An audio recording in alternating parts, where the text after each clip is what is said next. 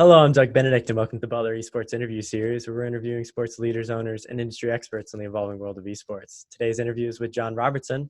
John is a graduate of Indiana University and an English language arts teacher at Tipton High School, where he also directs the esports program. John co-founded the Indiana High School Esports Network that fosters high school esport competitions across the state. John, welcome.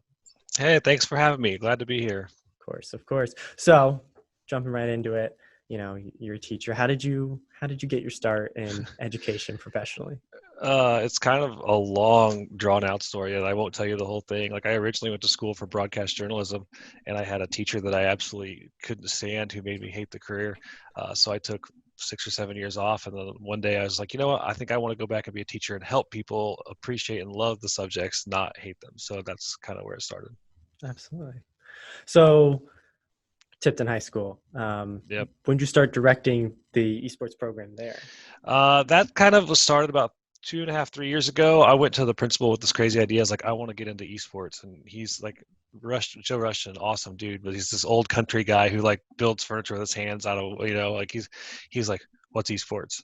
So I had to explain it to him, and he was like, if you can find funding, if you can make it happen, we'll do it. And I just happened to find a way to get a grant through a local community foundation, the Tipton County Foundation. They gave us money for VR computers and coincidentally esports at the same time because we can run it on the same equipment. So ever since then, we built the lab. They gave us $35,000 to build this lab, and it's awesome. It's a beautiful lab. And since then, I've been doing the whole thing. So I've been directing it ever since that point. Awesome. So moving to the Indiana High School Esports Network, how, when, why was it created? Where did it come from? So after we built the lab and started esports, I was looking for places to play. And like there's a few national organizations that have issues, and like the fact that it costs so much money for kids to play, like I was like, this isn't going to work. So I was trying to figure out how I was going to find schools for my high school kids to play. And I got invited out to California to a development company to meet with them and talk about esports. And I met Nate Thompson there. And we just hit it off, and we were talking about, we need a league kind of like Indiana High School or Athletics, IHSAA for esports. And I was like, but they don't want to do it. And I was like, let's just make it ourselves. So we've been working ever since, and it just kind of took off. It took us about a year of development behind the scenes before we finally decided to launch it. We launched it last year in our pilot season with 20 schools, and then the spring season we had 50 plus schools signed up for it. Absolutely. So what's the mission of the network? The mission is that we want to provide a place for our kids to play and let them grow and give them access, but we want to make sure that we're students first. We are always students first. That's our biggest problem with a lot of the, esports is this wild, wild west of companies, people trying to get rich quick. I mean, they're trying to just come in and be the big name, but none of them are really putting students first. That's why we said we're teachers first, and esports is our passion, but like we care about the kids and we want to provide them with the opportunities. So that's our mission. Awesome. So how many schools do you have in the network now, off the top of your head? Yeah, I think like it was at one point, I think we had like 51, but then a few of them dropped out because of schedule conflicts. So I think we ended up at like 47, 48. I don't remember the exact number. And so for each title that you support and each season that you have, or is it kind of set up differently for the, I guess each title? I mean, we have different rule sets for each title, but it's basically the same thing. Like the first preliminary pilot season, we did a 6-week season for every title, except for Forza Motorsport, which doesn't really work the same as the rest of them, because other games are like school versus school versus school, just like traditional sports. Forza Motorsport, being racing, is kind of like everybody just gets points against each other all at the same time. But first season was 6 weeks. Spring was scheduled to be an 8-week season because we thought that 6 weeks didn't give them enough time to really play everybody. And we also added divisions because, when you're playing a Carmel versus like a Tipton where they've got 6,000 kids versus 500 kids to pull from, like it's not really, I mean, I'm not making excuses. I'm just saying it's not really a fair fight in the long run. So we did have to break it into divisions too. But that's kind of the way it is. Like, so every game has a 6 to 8 week season.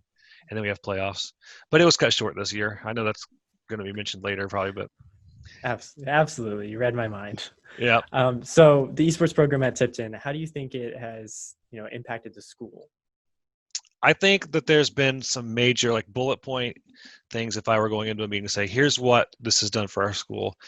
It's given some kids at our school who are like Tipton being a country school, kind of in the middle of a cornfield, like the kids, even though I don't think it's accurate, they have this feeling of, we're not as advanced as other people. We're behind the times and all this. And I think that it gave them a sense of pride. And yeah, we are doing something new and we're on the forefront of cutting edge technology. So like you can kind of feel that amongst the student population, which was awesome. We got a bunch of kids that would never normally like hanging out together, which was awesome. Like we had high school, like all-star football players playing with kids that would never have dreamed of playing a sport in their life, and they're hanging out and being friends. So that's awesome to see. And then the kids that just don't even want to come to school before, like, the kids, I mean, you've seen them, they're apathetic. They don't want to be in school. They're like, what am I doing here? But like now they're excited to come to school and be part of something that's got a Blue Devil attached to it. And for me, that's awesome because I want everybody to feel like they're a part of the whole school. That's important to me. Yeah, no, that's great. So Indiana, the network, what's your, I don't want to say your daily, responsibilities, but what do you Right. do within your work? So yeah, it's kind of like everything. I mean, I'm not the only person doing the work. Nate and I split up the jobs, and we both do a lot of work. But like, I'm in charge of PR and outreach and organizing events, and making sure everybody knows what's going on, communicating with all the coaches. It's basically like commissioner. Like I would say, it's like commissioner. Now we split that up so that the first season, like Nate and I did it all, just the two of us. But for season one, we said we're going to delegate some. So like Nate or Dylan Gentlecore from Carmel, he's in charge of the League of Legends season because he knows the game and loves the game. And I honestly have no clue how to play it. Like I understand what it is, but I don't. So like, we started delegating, okay, you can make up the rule sets and make sure that. So, but it's organization, PR, community, like, and I do a lot of the outreach. I do a lot of the, I contact on the colleges, trying to get kids opportunities and scholarships, stuff like that, and getting people to come in and talk to us. Because I mean, it's a big part. We want everybody to be together to give our students the most opportunities. So it's a ton of stuff. Put it for the summer esports tournament. I mean, that was all just putting it all together and organizing. You're streaming this day, like so. There's a lot of, I would say, organizing, PR, marketing. Just that's a lot of it. Sounds like a lot. So, like you read my mind earlier, COVID-19 disrupted Yeah, a lot of things. How it has really it disrupted you, your engagement, competition? What's happening? So for the season, like we were 3 weeks into our spring season, we basically had to shut it down. Like we went back and forth about whether to shut down the season or not. But like one of our pillars is every kid needs to have the opportunity to play. And not every kid has a gaming PC at home. So one of our things is we make it so they need to play at the school. So the schools are either providing or having kids bring in their own devices to play on, whatever. And since we didn't think that every kid would have the opportunity to have that, it wasn't fair to those kids that didn't have it at home to let the season continue and just kick them off the team. So we shut down the season in week 3 as much as we hated it. We still had kids scrimmaging together. The ones that would scrimmage. We encouraged that. We encouraged teams to play together and have fun, but there was nothing official. At the beginning of June, we did do one big, massive week. I mean, you guys were kind of part of it, a big, massive week of esports tournaments. So just say, hey, anybody in the whole country who wants to come play with our programs, come play. We want to have fun. Now that school is kind of over. So that's what we did. That was our way of like saying, sorry, we had to cancel the season, but here's something fun to do just to keep you in it.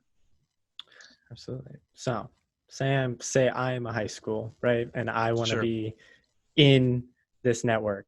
What does the onboarding process look like for me? How do you go? Do you meet with like administrators? Are you creating curriculum for them? What does that look like? We have some curriculum that we give to people that if they want to use it. For now, we're just going through the process of getting them started. So like if somebody contacts me, I go through the process of what do you have available already and what do you need to get started. We developed our program so you can get started with basically if you just have an Xbox or a Switch, we can make that work. But we also have up to PC level Overwatch and everything. My first step is you have to have an adult at your school be in charge of the program. Some of the national programs let kids run it, and I'm all for kids being responsible and taking charge. And if the adults want to let them do that, that's good. But there has to be an adult responsible that I can contact and say, here's where we're having a disconnect with your program or an issue with your program. When students run everything, you run into a lot of people trying to game the scheduling system. I mean, I'm sure you've dealt with some of that. And it's not that they're bad kids. It's just they're kids. And that's, So we require an adult. Once we have that, you have to have your administrators sign some papers that say we understand this is what we're participating in. We're going to try and make sure we're following. We're going to sure we're following all the rules. We're going to try and make it to every event. We're going to be positive members of the community. That's just basic guidelines and stuff like that. Once that happens, they got to join the Discord, and then that's where we have our meetings bi-monthly and stuff like that, just to keep everybody up on everything. And that's pretty much the process. It's really run and like we're all teachers. Everybody who's running programs are either all teachers or coaches at something else, and a lot of them don't even necessarily know a bunch about esports, but they're willing to learn, which is awesome. Like, as long as they're willing to learn, we're happy to help them understand what they need to do. Yeah. So, you set this out, you bring these schools in. What do you think the network has gotten right about competition and events in this high school esports realm that is so new? Okay. My favorite thing that we've done is we've promoted, if you can play in person, make it happen. Playing esports doesn't have to just be online only. And I would say 80% of our matches are online. Right. But we're working towards promoting, have kids come to your schools and play together, because there's nothing like seeing, sportsmanship and seeing your opponent and playing and being excited and shaking hands afterward. And watching kids play Smash Brothers together is so exciting. Smash Brothers Online is terrible if we're being honest. But when Carmel came to Tipton and we played Smash Brothers in our lab on the big TVs and everything, and we had parents in the library watching the streams, and the cheerleaders even came out and were cheering. Honestly, we made big events. It was so cool, and I think we need more of that. I think esports needs more live events. I think as far as fairness and equitability, I think we've done a really good job of that, because we've made sure that everyone feels welcome, and we do not deal with toxicity. That's in our bylaws. We want people of all races, genders, whatever. We want everybody playing, because gaming's for everyone. And there's no other sport really that offers that, right? You're not going to have girls and guys playing football together necessarily. You maybe occasionally, but not really. So we love that they can interact in this together. So that's something we promote, and I think that's something we've got right too. So what do you think the greatest opportunities are? And maybe you spoke to this already, but in this evolving high school esports realm, whether it's for the high school in general or for the students or for curriculum or for, furthering education, what do you think the greatest opportunity is for the development of esports at a high school? I think as far as curriculum, the people that have been doing it for a while really get it, and they're already doing it. I think we do need to develop some for the newer coaches and players. I think getting people to understand what esports really is kind of something that we're promoting it, but I think it's what we need to continue to do, because some of the new coaches, their heart's in the right place and they're trying so hard, but they're so used to traditional sports that when you try and explain to them how the events run, the first few times they struggle with it. They're not really sure they don't understand. I can't see my other opposing coach and I don't see it. So it's a little struggle there. And I think as people start to understand it more, it'll get easier, but that's one of the things we've got to focus on, is making sure. And parent outreach. I think we do outreach to parents and we do encourage them, but I think we could do a better job of explaining to them, like League of Legends. If I sit and watch a match of League of Legends, I don't know who's winning. So if I don't know, and I'm as big of a gamer as I am, I've been a big gamer my whole life, parents aren't going to be able to watch that and be like, what's going on? Racing makes sense, and Smash Brothers and fighting games sort of makes sense, but some of the other games, it's hard for them to understand. So we need to make videos and promotion to help them understand what they're watching. My own personal experience, I'll share that I've sat with my dad and watched what's going on, and it's been the same thing. Wants to know, just doesn't really know what's going on. Right. So I agree with you. So community engagement efforts on the side of the network, do you focus on that, or do you leave it up to schools more?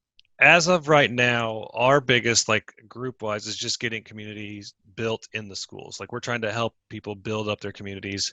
One of our biggest questions is, how do I get females to participate? So we're trying to help people understand how to outreach to females. But outside of that, we leave it up to the schools to let them be their own autonomous, how they're going to build up their own brands. And if you look through our schools, like Carmel's done an amazing job building up theirs. Clinton Prairie and Rossville have built up like identities that are really strong within our, and other schools are still building it, and they're trying, but I think that exists in all sports. You look at some schools, like their football programs are just known statewide or whatever. It's because they put in the time and effort. And I think that'll continue with us as well. So how does the network continue to grow, right? Are you looking for as many high schools to be involved? Is that part of your Oh, job and your outreach? yeah, absolutely. I mean, we kind of hit with the COVID-19 roadblock. Like it was this perfect storm of like we were growing massive. We went from 16, 17 to 50, and we were expecting to have probably 100 for the fall. I don't think that'll happen now because honestly, I don't know how many of our current schools will still be able to continue. So it's really a difficult question to answer because it's so up in the air. Our original goal was within 5 years, we wanted to have like the majority of schools, high schools in Indiana, participating in esports. Like we wanted, like 5 year timeline was what we were looking for. Kind of like soccer in the 90s. In the 90s, soccer started in high school and like there was only a few schools, but by now it's probably one of the biggest high school sports. And I think that's where esports is headed. I just think we have to, and we'll get there. I mean, I hope it didn't slow down too much, but I mean, I don't even know what my school's going to look like in the fall. I don't know if I'm even going to school. So it's kind of hard to really say right the second. Absolutely. I think we're all in that same right. sort of That kind of state. Holding pattern. Mm-hmm. Yeah. So when you talk about high school and college and there's, a connection there, the pathway, how would a school like Butler, increase its brand identity and like create more partnerships with high schools to help not only foster this community and this creation there, but to kind of create that traditional pipeline that maybe some other sports already, benefit from? Sure. I mean, definitely you want to reach out to the schools and just introduce yourself to the coaches and say, hey, if you need to talk to us or want to tell us about a student, let us know. Because I think that I'm not necessarily intimidated to reach out to colleges. Like it doesn't bother me to just call somebody up or get on Twitter and be like, hey, what's up? I like what you guys are doing. But I don't think everybody's as comfortable with that. So maybe if you reach out to schools and say, here's our program, here's what we're doing, or send a representative to a school to a practice to just go out and talk to them. We've had a couple different coaches come to our school and tell us about their programs, and they say, here's our level of scholarships, here's what you have to do to achieve that. Even if you just want to come participate at club level, here's what that looks like, and that's been really good. So we had a couple of students go to a college up in Michigan that I'd never heard of before esports started because of this program, and they came to our school. So I think that's where I would start. I already told you that I think you guys have the most recognizable, awesome logo in esports. Like, I think it's so great. So as soon as you guys get that out there and have, like, if you're going into schools and people see that, they're going to identify with it and they're going to want to go to Butler. That's what we hope, right? Right. And you kind of spoke to this because no one knows what's going on right now, but the next 3 to 5 years, the future of esports, not only with yourself and your own organization and your own teams over there at Tipton, but broad scale for high school. What do you think it looks like? I think within 5 years, it'll be a lot more like traditional sports. I think once we get I think it's going to grow massive because I think honestly, coronavirus kind of helped esports in a way because with like NASCAR going to iRacing for a bit and NBA 2K League, people were starting to pay attention to that. Even they took a pause, but they're back in now. But people started realizing if I want to watch sports right now, I got to watch some sort of esports. Once the organizations that are doing it, like the 2K League and whatnot, start to get rolling and people see it as a major thing, I think it'll have more legitimacy, and it won't just be like people watching Twitch streamers. Like, there's nothing wrong with Twitch streamers, but there's less organization. They've got to see the big organizations. Once parents realize that their scholarships exist, that you would not believe how many parents like who hated the kids playing video games all of a sudden care about it. I had one parent tell me like he didn't like his son playing Rocket League all the time, and then I showed him how much money he could get for college playing Rocket League, and he's like, okay, I'm going to encourage it. So I think that's going to help on the high school side. But I do think that you'll start to see more leagues and people are getting into it because the age group of people that care about esports is starting to get, I mean, it's a lower age bracket, but like they're starting to get to where they have money. So once advertisers see the people that have money are paying attention to this, that's going to pump it into the industry, which is going to make it grow bigger and bigger. And I think 5-10 years, it's on the same level as other major sports. Here's hoping, you know. Yeah, right. So, you know, this is a new industry, like you just explained in the last question. Students looking to get into it, right? You know, Mm-hmm. you didn't take the traditional route to get into esports because there probably isn't a traditional route to get Right. into esports, right? So, what would you give career advice wise to a student who's looking to make this like a career? My first thing I would tell, or I do tell them, is don't think that you have to be a player to be involved in esports. I mean, it's just like traditional sports. You're going to have to be incredibly good to be able to be professional at playing. But there's so many other opportunities, like learning how to cast, learning the production side, learning how to manage a team, learning health and fitness. Like there's so many things other outside of esports that's still involved with the industry. So find what you are passionate about alongside the gaming itself and make that a career. Find a way to make what you enjoy your job, and it'll work out best for you. We're all getting in it so early, or they're going to have the opportunity to get it so early that they can basically make their own way and create their own jobs as they go through, as long as you can prove value.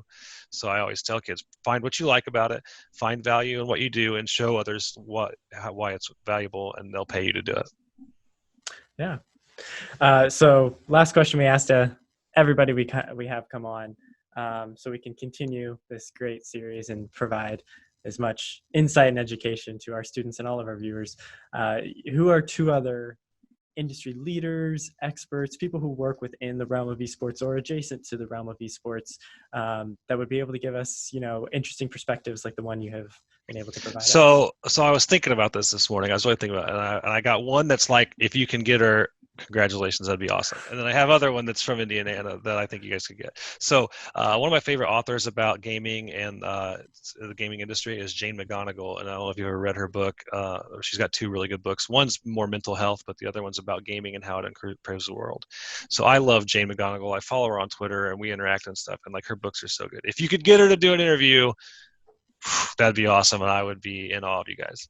As far as locally, if you haven't talked to the Indie Gaming League guys, Michael T and Kyle, they've put together a really good program of intramural esports, which is, I think, something that will bring more people that are casual to the world of esports. And like, they've just built this massive thing that started as just some guys getting together playing Rocket League, and now it's like almost international. I know they have like all of the US and Europe playing Rocket League and a bunch of other games, and they're doing a good job bringing in developers of newer games. I think that that's really cool too. We talked about it a long time ago, and I told him, I said, I think this is a good strategy. Is, we've got the main games that everybody knows, like Rocket League, League of Legends, and so on and so forth. But like, I think an area for esports that can grow is find small developers that want to make a name for themselves, because they're going to be more willing to work with you, and that's what they're doing right now. So I would talk to those guys. Absolutely. Well, those seem like great suggestions. Like I said, that's kind of our last question. So thank you for that. It's a wrap for this interview session. We want to thank John Robertson for your time and joining us, and obviously stay safe and stay well, and go Dogs. Yeah, thanks, guys.